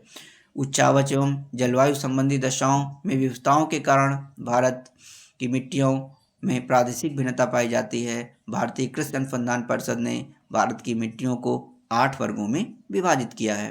भारत की मिट्टी पृथ्वी के धरातल पर मिट्टी मृदा के असंगठित पदार्थों की एक परत है जो अपक्षय और विघटन के कारणों चट्टानों और जैव पदार्थों से बनी हुई है। भारतीय कृषि अनुसंधान परिषद ने भारत की मिट्टियों को 8 वर्गों में बांटा है। पहला है जलोढ़ मिट्टी। जलोढ़ मिट्टी उत्तरी मैदान और नदी घाटियों के विस्तृत भाग में पाई जाती है। ये मिट्टी देश के कुल क्षेत्रफल के लगभग 40% भागों को ढके हुए हैं। नदियों द्वारा लाई गई मिट्टी को जलोढ़ मिट्टी कहते हैं। जलोढ़ मिट्टी में पोटास, फास्फोरिक एसिड, चूना और जैव पदार्थों की प्रचुरता पाई जाती है, लेकिन इसमें नाइट्रोजन एवं ह्यूमस की कमी होती है। जलोढ़ मिट्टी में पोटास, फास्फोरिक एसिड, चूना और जैव पदार्थों की प्रचुरता पाई जाती है, लेकिन इसमें नाइट्रोजन और ह्यूमस की कमी होती है। जलोढ़ मिट्टी 2 प्रकार की होती है, बांगर और खादर। बांगर पुराने जलोढ़ मिट्टी को तथा खादर नवीन जलोढ़ मिट्टी को कहते हैं। बांगर मिट्टी में कंकड़ और कैल्शियम कार्बोनेट होते हैं। बांगर मिट्टी में लवणी और क्षारीय प्रस्फुटन के कारण रेत का जमाव होता है। यह मिट्टी खादर से कम उपजाऊ होती है, फलतः इसे नियमित उर्वरकों की आवश्यकता होती है। खादर मिट्टी प्रतिवर्ष बाढ़ द्वारा लाई गई मिट्टी होती है। खादर मिट्टी की जलधारण क्षमता अधिक होती है, साथ ही यह सदैव उर्वर बनी रहती है। धान, गेहूँ, मक्का, तिलहन, दलहन, आलू आदि जलोढ़ मिट्टी की फसलें हैं। दूसरी है काली मिट्टी। काली मिट्टी को रेगुर मिट्टी, कपास मिट्टी, ट्रॉपिकल ब्लैक अर्थ एवं ट्रॉपिकल चेरनोजियम भी कहा जाता है। काली मिट्टी का निर्माण बेसाल्ट लावा के अपक्षय व अपरदन से होता है। भारत में काली मिट्टी मुख्य रूप से महाराष्ट्र के कुछ भागों में, गुजरात, मध्य प्रदेश, आंध्र प्रदेश और कर्नाटक में पाई जाती है। काली मिट्टी कपास की खेती के लिए अत्यधिक उपयुक्त होती है। काली मिट्टी में तीव्र जल धारण की क्षमता पाई जाती है। काली मिट्टी में लोहा, कैल्शियम, पोटास, एल्युमिनियम, चूना एवं मैग्नीशियम कार्बोनेट की अधिकता होती है। काली मिट्टी भीगने पर ठोस और चिपचिपी हो जाती है और सूखने पर अंकुचित एवं दरारयुक्त हो जाती है, इसलिए इसे स्वतः जुताई मिट्टी भी कहा जाता है। दोस्तों, आप इजी वे लर्निंग चैनल पर भारत का भूगोल का मास्टर वीडियो देख रहे हैं। अगर यह वीडियो आपको पसंद आया हो, हमारी मेहनत आपको सार्थक लग रही हो, तो हमारे चैनल इजी वे लर्निंग को अधिक से अधिक सब्सक्राइब करें, वीडियो को लाइक करें और शेयर करें और कमेंट्स करते रहें, ताकि हम और अच्छे अच्छे वीडियो लाते रहें। जो भी कमियां हों उसको आप कमेंट मार्क्स में बताते रहें। काली मिट्टी भीगने पर ठोस और चिपचिपी हो जाती है और सूखने पर आकुंचित एवं दरारयुक्त हो जाती है, इसलिए इसे स्वतः जुताई की मिट्टी भी कहा जाता है। इस मिट्टी का काला रंग टिटेनीफेरस, मैग्नेटाइट एवं जीवाश्म की उपस्थिति के कारण होता है। तीसरी है लाल मिट्टी। लाल मिट्टी का निर्माण जलवायु परिवर्तनों के परिणाम स्वरूप कायांतरित सेलों के विघटन एवं वियोजन से होता है। इस मिट्टी में सिलिका एवं आयरन की बहुलता होती है। यह मिट्टी मुख्यतः पश्चिमी तमिलनाडु, कर्नाटक, दक्षिणी महाराष्ट्र, छत्तीसगढ़, तेलंगाना, ओडिशा एवं छोटा नागपुर प्रदेश में पाई जाती है। लोहे के ऑक्साइड, फेरिक ऑक्साइड की उपस्थिति के कारण इसका रंग लाल होता है। लाल मिट्टी में चूना, मैग्नीशियम, पोटास, फास्फेट, नाइट्रोजन एवं ह्यूमस की कमी होती है। ऊंचे स्थानों पर लाल मिट्टी में बाजरा की खेती उपयुक्त है, जबकि निम्न स्थानों पर इस मिट्टी में चावल, रागी, तंबाकू, मूंगफली, आलू तथा सब्जियों की खेती की जाती है। लाल मिट्टी प्रायः उर्वरता विहीन बंजर भूमि के रूप में भी पाई जाती है।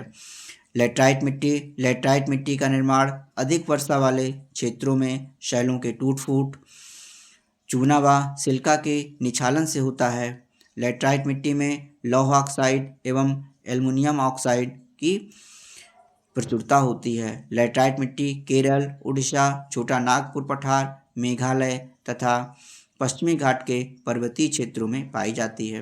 लेटराइट मिट्टी को गहरी लाल लेटराइट, सफ़ेद लेटराइट तथा भूजलीय लेटराइट के रूप में वर्गीकृत किया जाता है। लेटराइट मिट्टी कोकोआ, काजू, चाय एवं इलायची की खेती के लिए सर्वाधिक उपयुक्त होती है। गहरी लाल लेटराइट मिट्टी में लौह ऑक्साइड तथा पोटाश की बहुलता होती है।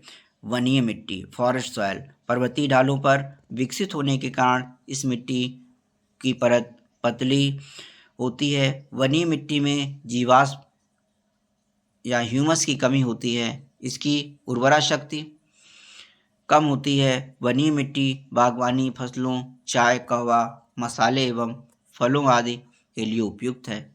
छठा है मरुस्थलीय मिट्टी, डेजर्ट सॉइल। मरुस्थलीय मिट्टी वास्तव में बलुई मिट्टी है, जिसमें फास्फोरस सामान्य मात्रा में होता है। मरुस्थलीय मिट्टी में नाइट्रोजन एवं ह्यूमस की कमी रहती है। मरुस्थलीय मिट्टी में मुख्यतः मोटे अनाजों की कमी मरुस्थलीय मिट्टी में मुख्यतः मोटे अनाजों की कृषि की जाती है। लवणीय और क्षारीय मिट्टी, सैलाइन एंड एल्कलाइन सॉइल। ये मिट्टियाँ रेत, ऊसर या कल्लर के नाम से भी जानी जाती हैं। क्षारीय मिट्टी का विकास वैसे क्षेत्रों में हुआ है जहाँ जल निकासी की समुचित व्यवस्था का अभाव है। क्षारीय मिट्टी में सोडियम क्लोराइड एवं लवणीय मिट्टी में मुक्त सोडियम की अधिकता होती है। मृदा की क्षारीयता को दूर करने के लिए जिप्सम का प्रयोग किया जाता है। 8वीं है गीली और दलदली मिट्टी, मार्सी सॉइल। गीली मिट्टी का निर्माण अत्यधिक आर्द्रता वाली दशाओं में बड़ी मात्रा में कार्बनिक तत्वों के जमाव के कारण होता है। गीली मिट्टी में घुलनशील लवणों की मात्रा पर्याप्त होती है। गीली मिट्टी में फास्फोरिक और पोटास की कमी होती है। गीली मिट्टी धान की फसल के लिए उत्तम होती है। दलदली मिट्टी का निर्माण जल जमाव वाले क्षेत्रों में निक्षेप की दशा में होता है। दलदली मिट्टी में जैविक तत्वों की अधिकता होती है। दलदली मिट्टी खेती के लिए अनुपयुक्त होती है। भारत में उद्योग, आइए भारत में उद्योग से संबंधित परीक्षा में पूछे जाने योग्य या जो ये बिंदु परीक्षाओं में पूछे जा रहे हैं, परीक्षा के मॉडल प्रश्न पत्र या परीक्षा में पूछे गए प्रश्नों से ही सभी बिंदु लिए गए हैं, तो परीक्षा की दृष्टि से अति महत्वपूर्ण है। आइए भारत में उद्योग से संबंधित महत्वपूर्ण बिंदुओं को देखते हैं। पहला, इस्पात उद्योग। राउरकेला कारखाने की स्थापना जर्मनी के सहयोग से और भिलाई तथा बोकारो कारखाने की स्थापना तत्कालीन सोवियत संघ के सहयोग से की गई। चौथी योजना के अंतर्गत 3 इस्पात कारखाने सलेम तमिलनाडु में, विशाखापत्तनम आंध्र प्रदेश में तथा विजयनगर कर्नाटक में स्थापित किए गए। ये संयंत्र कच्चे माल के स्रोत से दूर हैं। विशाखापत्तनम स्थित विजाग इस्पात संयंत्र पहला पत्तन आधारित संयंत्र है। Steel authority of India limited SAIL SAIL को 24 जनवरी 1973 को दुर्गापुर, राउरकेला, बर्नपुर, भिलाई, बोकारो, सलेम और विश्वेश्वरैया लौह इस्पात कारखानों को एक साथ संचालन करने की जिम्मेदारी दी गई। लौह इस्पात उद्योगों की प्रमुख इकाइयां देखते हैं। नाम और उनकी स्थापना और स्थान कहाँ पर हैं? बंगाल आयरन वर्क्स कंपनी 1870 में स्थापित हुई, उल्टी पश्चिम बंगाल में स्थित है। Tata iron and steel company TISCO की स्थापना 1907 में हुई, सांची झारखंड में। Indian iron and steel company इस IISCO की स्थापना 1918 में हुई, बर्नपुर पश्चिम बंगाल में। Visvesvaraya iron and steel company VISL 1923 में भद्रावती कर्नाटक में स्थापित हुई। राउरकेला इस्पात कारखाना 1959 में राउरकेला उड़ीसा में स्थापित किया गया। भिलाई इस्पात कारखाना 1959 में भिलाई छत्तीसगढ़ में स्थापित किया गया। दुर्गापुर इस्पात कारखाना 1959 में दुर्गापुर पश्चिम बंगाल में स्थापित किया गया। यानी राउरकेला इस्पात कारखाना, भिलाई इस्पात कारखाना, दुर्गापुर इस्पात कारखाना 1959 में एक साथ स्थापित किए गए। बोकारो इस्पात कारखाना 1964 में बोकारो झारखंड में स्थापित किया गया। सलेम इस्पात कारखाना 1972 में सलेम तमिलनाडु में स्थापित हुआ। विशाखापत्तनम इस्पात कारखाना 1971 में विशाखापत्तनम आंध्र प्रदेश में स्थापित हुआ। जिंदल विजयनगर इस्पात कारखाना 1994 में हासपेटे कर्नाटक में स्थापित हुआ। एल्युमिनियम उद्योग देखते हैं। भारत का पहला एल्युमिनियम कारखाना 1937 में पश्चिम बंगाल राज्य के JK नगर में स्थापित किया गया। वर्ष 1965 में सौरेनी क्षेत्र की प्रथम एल्युमिनियम उत्पादक company Bharat aluminium company limited Balco को स्थापित किया गया। कोरबा छत्तीसगढ़ इकाई का संचालन बाल्को द्वारा किया जा रहा है। National aluminium company limited NALCO की स्थापना वर्ष 1981 में की गई। हिंदुस्तान एल्युमिनियम कॉरपोरेशन हिंडाल्को की स्थापना रेनकोट सोनभद्र उत्तर प्रदेश के नामक स्थान पर की गई। भारत के प्रमुख एल्युमिनियम कंपनी देखते हैं। बाल्को का प्रमुख केंद्र कोरबा छत्तीसगढ़ एवं कोयना महाराष्ट्र है। सहायक देश सोवियत संघ से की गई। नालको की स्थापना दामनजोड़ी उड़ीसा में फ्रांस के सहयोग से की गई। हिंडाल्को की स्थापना रेणकूट उत्तर प्रदेश में USA के सहयोग से की गई। इंडाल्को की स्थापना JK नगर पश्चिम बंगाल, मुरी झारखंड, अलवाय केरल में कनाडा के सहयोग से की गई। माल्को इस्पात कारखाने की स्थापना माल्को एल्युमिनियम कारखाने की स्थापना चेन्नई, मेट्टूर, सलेम तमिलनाडु में इटली के सहयोग से की गई। और वेदांता एल्युमिनियम कंपनी की स्थापना झारसुगुड़ा उड़ीसा में जर्मनी के सहयोग से की गई। नालको की भुवनेश्वर उड़ीसा में स्थित इकाई भारत की सबसे बड़ी एकीकृत एल्युमिनियम कंपनी है। वर्ष 2004 में इंडाल्को का विलय हिंडाल्को द्वारा कर लिया गया। सूती वस्त्र उद्योग, कॉटन टेक्सटाइल इंडस्ट्री। सूती वस्त्र उद्योग भारत का सबसे बड़ा उद्योग है। भारत में सूती वस्त्र की पहली मिल 1818 ईस्वी में कोलकाता के समीप फोर्ट ग्लास्टर में स्थापित की गई, जो कि असफल रही। भारत का पहला सफल सूती वस्त्र कारखाना 1854 ईस्वी में बम्बई में कावसजी नानाभाई डाबर द्वारा स्थापित किया गया। सूती वस्त्र उद्योग के सर्वाधिक कारखाने महाराष्ट्र, तमिलनाडु एवं गुजरात राज्य में स्थित हैं। मुंबई को भारत के सूती वस्त्रों की राजधानी उपनाम से जाना जाता है। दक्षिण भारत का मैनचेस्टर कोयम्बटूर को कहा जाता है। उत्तर भारत का मैनचेस्टर कानपुर को कहते हैं। भारत के पूर्व का बोस्टन अहमदाबाद को कहा जाता है। कृषि के बाद वस्त्र उद्योग रोजगार प्रदान करने वाला दूसरा सबसे प्रमुख उद्योग है। भारत सरकार द्वारा सूती वस्त्र उद्योग के विकास व आधुनिकीकरण के लिए राष्ट्रीय वस्त्र निगम का गठन किया गया है। मुंबई, अहमदाबाद, कोयम्बटूर, कानपुर, कोलकाता, बेंगलुरु, जयपुर, अमृतसर आदि सूती वस्त्र उद्योग के प्रमुख केंद्र हैं। सीमेंट उद्योग। भारत में सीमेंट बनाने का पहला कारखाना चेन्नई में वर्ष 1904 में स्थापित किया गया, किंतु यह असफल रहा। वर्ष 1914 में इंडियन सीमेंट कंपनी के पोरबंदर संयंत्र की स्थापना हुई। देश के अधिकांश सीमेंट कारखाने ऐसे स्थानों पर स्थापित किए गए हैं जहां चूना पत्थर एवं कोयला प्रचुर मात्रा में उपलब्ध है। मध्य प्रदेश, तमिलनाडु, बिहार, झारखंड, राजस्थान, आंध्र प्रदेश, गुजरात आदि सीमेंट उद्योग के प्रमुख केंद्र हैं। भारत सीमेंट उत्पादन में चीन के बाद विश्व में दूसरा स्थान रखता है। जूट उद्योग। जूट उष्ण आर्द्र वातावरण और डेल्टाई जलोढ़ मृदा की नकदी फसल है। जूट के रेशे का मुख्य उत्पादन पश्चिम बंगाल के हुगली नदी घाटी के क्षेत्र में होता है। जूट को गोल्डन फाइबर ऑफ बंगाल कहा जाता है। जूट उद्योग के विकास एवं आधुनिकीकरण का कार्य जूट कॉरपोरेशन ऑफ इंडिया करता है। भारत में जूट का पहला कारखाना 1855 ईस्वी में वर्तमान कोलकाता के समीप रिसरा नामक स्थान पर स्थापित किया गया था। वर्ष 1971 में भारतीय जूट निगम की स्थापना जूट के आयात निर्यात एवं आंतरिक बाजार की देखभाल के लिए की गई थी। वर्ष 1984 में अंतर्राष्ट्रीय जूट संगठन की स्थापना हुई।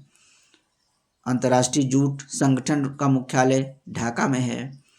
27 अप्रैल 2002 को इंटरनेशनल जूट ऑर्गेनाइजेशन के स्थान पर इंटरनेशनल जूट स्टडी ग्रुप की स्थापना की गई। इसका मुख्यालय भी ढाका बांग्लादेश में स्थित है। पश्चिम बंगाल टीटागढ़, रिसरा, बाली, श्रीरामपुर, श्यामनगर, हौलीनगर आदि। आंध्र प्रदेश में ओंगोल, गुंटूर, उत्तर प्रदेश में कानपुर, सहजनवा तथा बिहार में पूर्णिया, कटिहार, सहरसा, किशनगंज आदि जूट उद्योग के प्रमुख केंद्र हैं।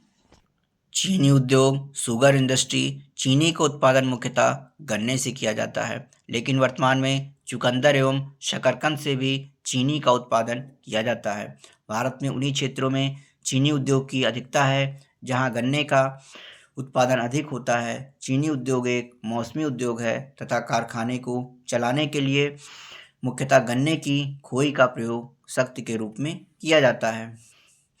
वर्तमान में भारत में सर्वाधिक चीनी उत्पादन में प्रथम स्थान महाराष्ट्र का, जबकि द्वितीय स्थान उत्तर प्रदेश का है। उत्तर प्रदेश, बिहार, महाराष्ट्र, पश्चिम बंगाल, पंजाब, हरियाणा, तमिलनाडु, आंध्र प्रदेश और राजस्थान चीनी उद्योग के प्रमुख केंद्र हैं।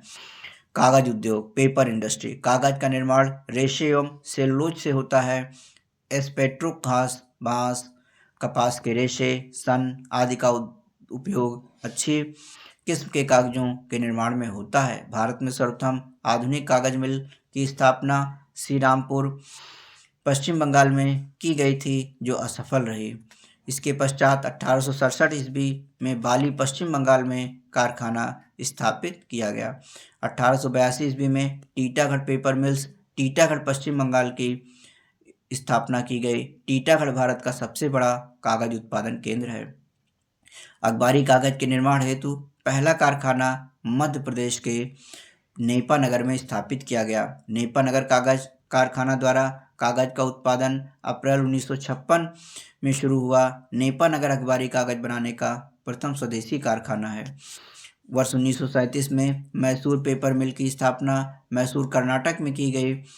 इस वर्तमान में भारत में कागज उत्पादन के सबसे अधिक कारखाने पश्चिम बंगाल में स्थित हैं। टीटागढ़, रानीगंज, नौहाटी, त्रिवेणी, कोलकाता, बांसबेरिया पश्चिम बंगाल, तिरुपति, काकीनाडा, राजमुंद्री आंध्र प्रदेश, सिरपुर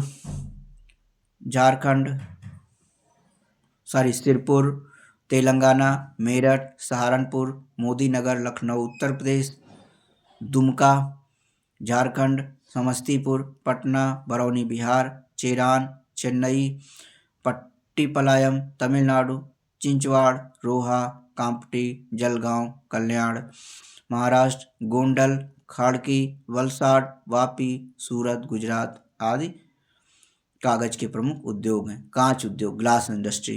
कांच के निर्माण हेतु रेत, सोडा ऐश, चूना का पत्थर, सोडियम सल्फेट, शोरा, सुहागा, सीसा, सुरमा आदि पदार्थों की आवश्यकता होती है। भारत में कांच उद्योग कुटीर एवं आधुनिक कारखाने दोनों रूपों में विकसित है। शिकोहाबाद और फिरोजाबाद कांच उद्योग के प्रमुख केंद्र हैं। कुटीर उद्योग के रूप में फिरोजाबाद, उत्तर प्रदेश में 100 से अधिक कारखाने हैं। फिरोजाबाद में बड़े पैमाने पर चूड़ियाँ बनाई जाती हैं। फिरोजाबाद को सुहाग नगरी के नाम से भी जाना जाता है। पश्चिम बंगाल में कांच के कारखाने कोलकाता, रिसरा, दमदम, हावड़ा, रानीगंज तथा आसनसोल में केंद्रित हैं। उत्तर प्रदेश में यह उद्योग फिरोजाबाद, मेरठ, बहजोई आदि स्थानों पर केंद्रित है। बहजोई में कांच की चादरें निर्मित की जाती हैं। मुंबई, पुणे, नागपुर, धौलपुर, अमृतसर, फरीदाबाद आदि कांच उद्योग के प्रमुख केंद्र हैं। रेल उपकरण, रेल इक्विपमेंट। भारत में रेल उपकरण का पहला कारखाना वर्ष 1921 में झारखंड के सिंहभूम में पेनिनसुलर लोकोमोटिव कंपनी के नाम से किया गया। आगे चलकर इसका नाम Tata engineering and locomotive company Telco कर दिया गया। पश्चिम बंगाल के चितरंजन में चितरंजन लोकोमोटिव वर्क्स के नाम से रेल इंजन बनाने के कारखाने की स्थापना हुई। इसमें 26 जनवरी 1950 से उत्पादन कार्य आरंभ हुआ।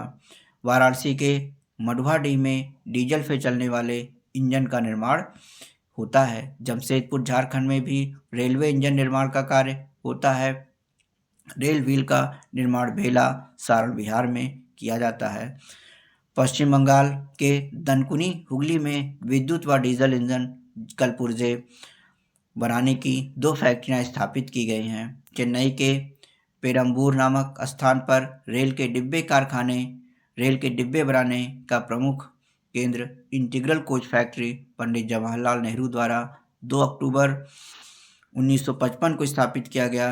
रेल कोच फैक्ट्री की स्थापना वर्ष 1985 में पंजाब के कपूरथला में की गई। उत्तर प्रदेश के रायबरेली में रेल कोच निर्माण की मॉडर्न रेल कोच फैक्ट्री स्थापित की गई है। बिहार राज्य के सारण जनपद के मढ़ौरा में डीजल इंजन तथा मधेपुरा जनपद में विद्युत इंजन कारखाना की स्थापना की गई है।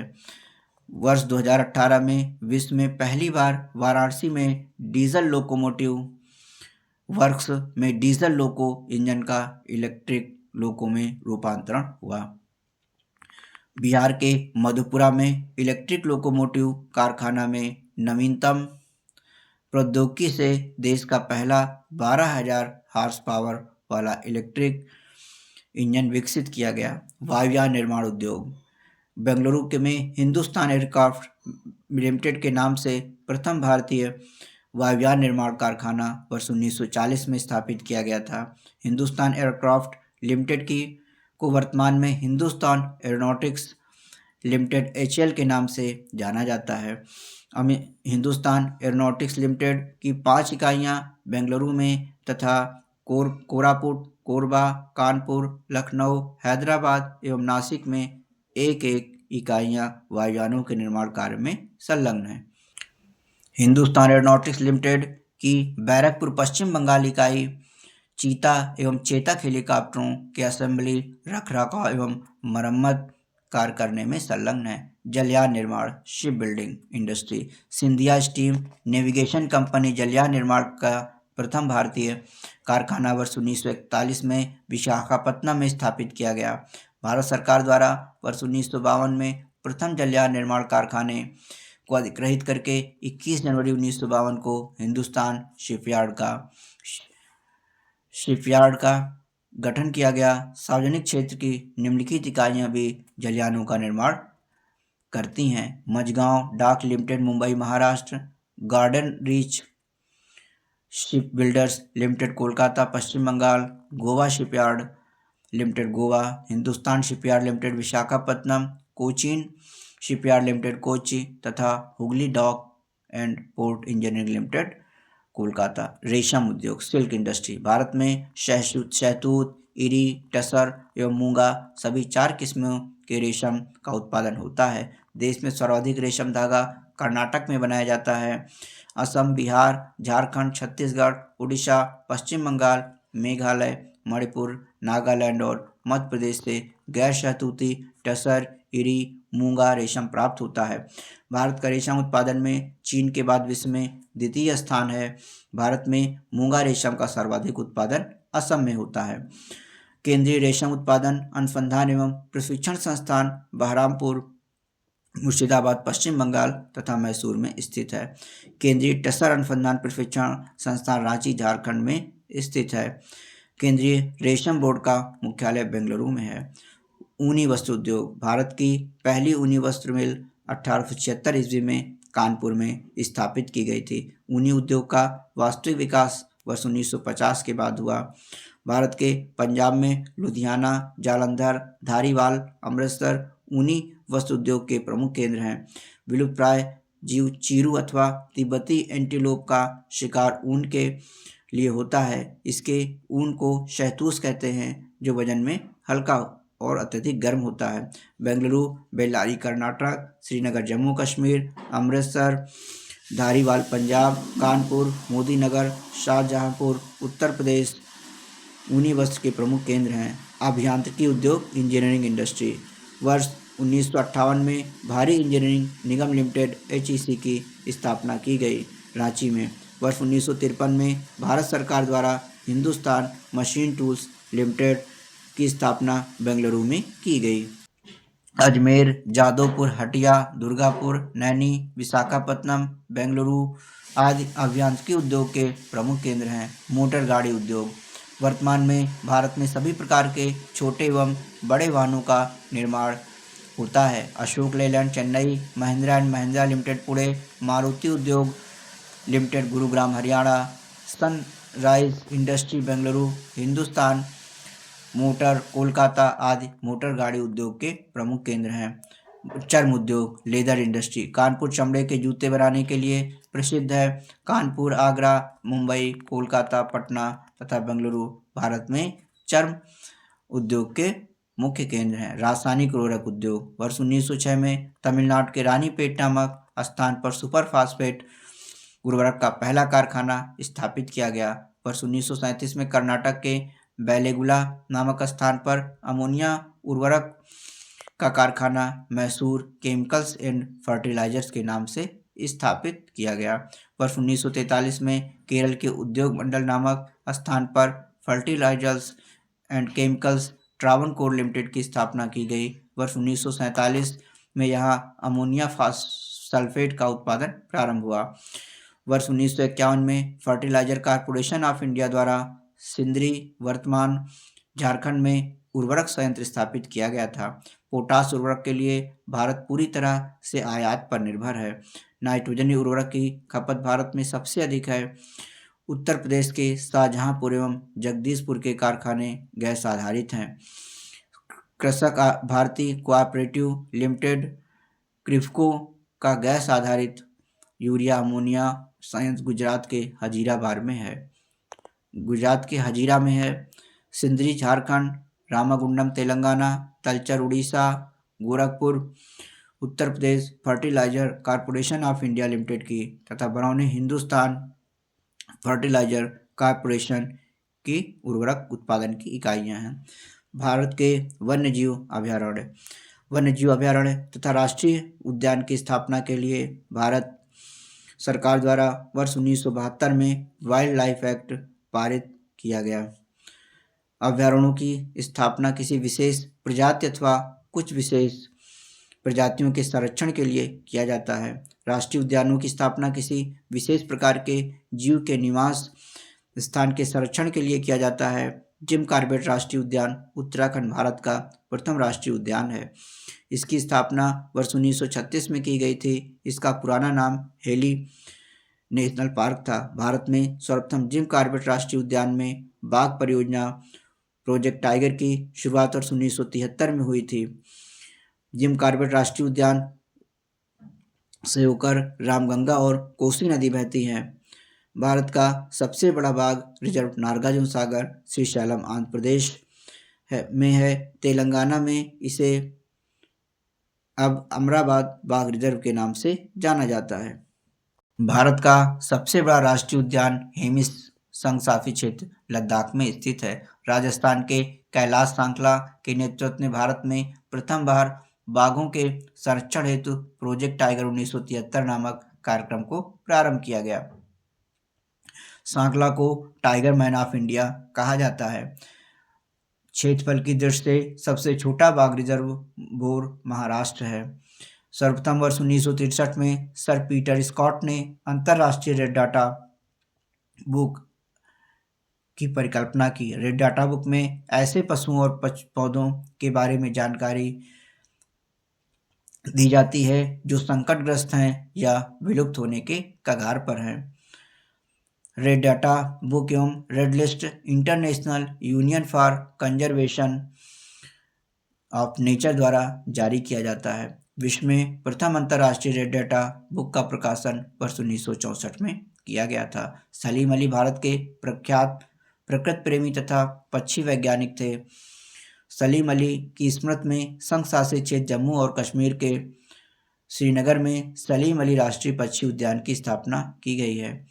वर्ष 1991 में वन्य जीव संरक्षण संशोधन अधिनियम पारित किया गया। भारतीय वन्य जीव संस्थान देहरादून में अवस्थित है। जीवाश्म राष्ट्रीय उद्यान मध्य प्रदेश में स्थित है।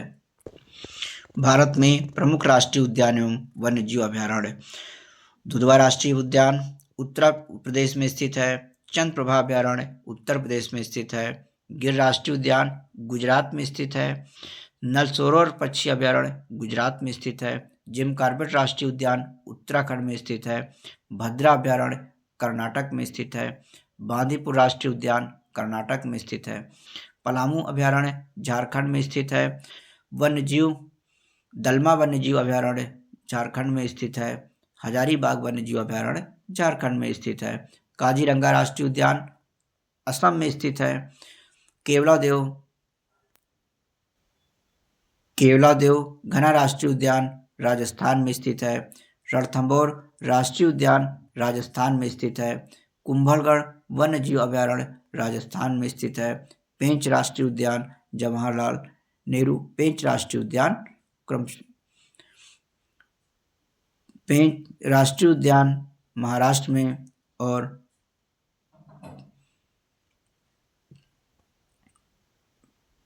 पेंच राष्ट्रीय उद्यान जवाहरलाल नेहरू महाराष्ट्र में स्थित है और पेंच राष्ट्रीय उद्यान मध्य प्रदेश में स्थित है। सरिस्का राष्ट्रीय उद्यान राजस्थान में स्थित है। बोरीवली संजय गांधी राष्ट्रीय उद्यान महाराष्ट्र में स्थित है। भितरकनिका राष्ट्रीय उद्यान उड़ीसा में स्थित है। सिमलीपाल वन्य जीव अभयारण्य एवं राष्ट्रीय उद्यान उड़ीसा में स्थित है। नंदनकानन राष्ट्रीय उद्यान उड़ीसा में स्थित है। मुदुमलाई वन्य जीव अभयारण्य एवं राष्ट्रीय उद्यान तमिलनाडु में स्थित है।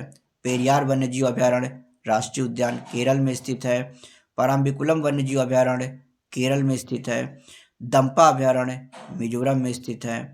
कान्हा राष्ट्रीय उद्यान मध्य प्रदेश में स्थित है। पंचमढ़ी वन्य जीव अभयारण्य मध्य प्रदेश में स्थित है। दाचीगाम राष्ट्रीय उद्यान जम्मू कश्मीर में स्थित है। किश्तवाड़ हाई अल्टीट्यूड राष्ट्रीय उद्यान जम्मू और कश्मीर में स्थित है। बांधवगढ़ राष्ट्रीय उद्यान मध्य प्रदेश में स्थित है। नागरहोल राजीव गांधी राष्ट्रीय उद्यान कर्नाटक में स्थित है। केबुल लामजाओ राष्ट्रीय उद्यान मणिपुर में स्थित है। भगवान महावीर मोल्लेम वन्यजीव अभयारण्य गोवा में स्थित है। ग्रेट हिमालयन राष्ट्रीय उद्यान हिमाचल प्रदेश में स्थित है। सुल्तानपुर राष्ट्रीय उद्यान हरियाणा में स्थित है। सुंदरबन राष्ट्रीय उद्यान पश्चिम बंगाल में स्थित है। पश्चिमी सुंदरबन अभयारण्य पश्चिम बंगाल में स्थित है। अबोहर वन्यजीव अभयारण्य पंजाब में स्थित है। नामदफा राष्ट्रीय उद्यान अरुणाचल प्रदेश में स्थित है। और लास्ट टॉपिक है भारत की जनजातियां। भारतीय संविधान के अनुच्छेद 342 के अंतर्गत इन्हें सूचीबद्ध किया गया है। जनजातीय समुदाय को अधिसूचित करने का अधिकार राष्ट्रपति को प्राप्त है। ठक्कर बापा ने इनके लिए आदिवासी शब्द का प्रयोग सर्वप्रथम किया था, इसलिए इन्हें आदिवासियों का मसीहा उपनाम से भी जाना जाता है। 15वीं जनगणना 2011 के अनुसार भारत में अनुसूचित जनजातियां देश की कुल जनसंख्या का 8.6% है। भारत में सर्वाधिक अनुसूचित जनजाति जनसंख्या मध्य प्रदेश में पाई जाती है। भील भारत की सबसे बड़ी जनजाति है। गोंड एवं संथाल क्रमशः भारत की दूसरी यानी गोंड दूसरी और संथाल जो है तीसरी सबसे बड़ी जनजाति है। जारवा जनजाति अंडमान निकोबार द्वीप समूह में पाई जाती है। थारू जनजाति दीपावली पर शोक मनाती है। मुंडा जनजाति सरहुल त्यौहार मनाती है। जौनसारी और टोडा बहुपतित्व प्रथा को मानती है। गद्दी धौलाधर श्रेणी हिमाचल प्रदेश की प्रमुख जनजाति है। भूटिया ऋतु प्रवास किया करते हैं। शोम्पेन जनजाति निकोबार द्वीप समूह में पाई जाती है। थारपारकर राजस्थान के सीमावर्ती क्षेत्र में पाई जाने वाली जनजाति है। नायर जनजाति में परिदर्शक पति विजिटिंग हस्बैंड की अवधारणा पाई जाती है। भारत की प्रमुख जनजातियां और वे कहाँ पर पाई जाती हैं इनको देख लेते हैं। अंडमान निकोबार द्वीप समूह में सेंटिनलीज, ओंगे, जारवा, शोम्पेन, निकोबारी जनजाति पाई जाती है। तमिलनाडु में कुरुम्बा, कनिकरन, टोडा और कोटा जनजाति पाई जाती है। आंध्र प्रदेश में चेंचू, कोया, गडाबा, लंबाडा, सवारा, येनाडी जनजाति पाई जाती है। तेलंगाना में कोया, कोंड, चेंचू, गुलिया, गडावा जनजाति पाई जाती है। पंजाब में सांसी जनजाति पाई जाती है। केरल में मलयन, पुलिया, कुरुमन, उराली, कादर जनजाति पाई जाती है। कर्नाटक में पारधी, यारवा, नागदा जनजाति पाई जाती है। गुजरात में भील, चारण, कोली जनजाति निवास करती है। महाराष्ट्र में भील, धनवार, कोली, वर्ली, गोंड जनजाति निवास करती है। राजस्थान में मीणा, भील, गरसिया, सहरिया, कोली, डमोर जनजाति निवास करती है। हिमाचल प्रदेश में गद्दी, किन्नौर, जद, भोट, गुज्जर जनजातियां निवास करती हैं। जम्मू और कश्मीर में बकरवाल, गुज्जर, मुस्लिम, गद्दी, चांगपा जनजातियां निवास करती हैं। लद्दाख में बाल्टी, बेडा, बाट, बोटो, चांगपा, ब्रोकपा, डार्ड, शिन, गर्रा, सोम, पुरिगपा जनजातियां निवास करती हैं। उत्तराखंड में थारू, भोटिया, बुक्सा, जौनसारी, राजी जनजातियां निवास करती हैं। उड़ीसा में मुंडा, खरिया, भूमिन, संथाल, हो, कोल, उरांव, सवर जनजातियां निवास करती हैं। झारखंड में संथाल, मुंडा, हो, बिरहोर, कोल, भुइया, असुर जनजातियां निवास करती हैं। मध्य प्रदेश में भील, गोंड, पहाड़ी मारिया, मूरिया, बैगा, कोल, कमार जनजातियां निवास करती हैं।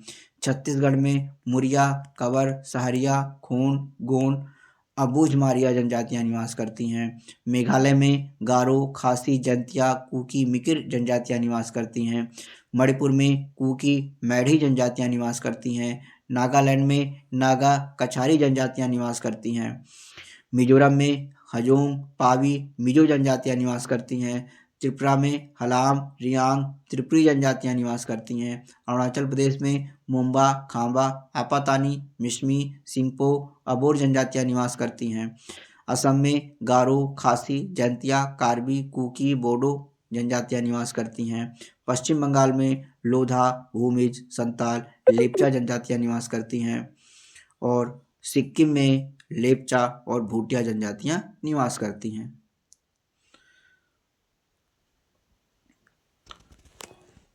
तो दोस्तों ये था भारतीय भूगोल का मास्टर वीडियो। ये परीक्षा की दृष्टि से रिवीजन करने के लिए सबसे अच्छा माध्यम मास्टर वीडियो होता है। Thanks for watching.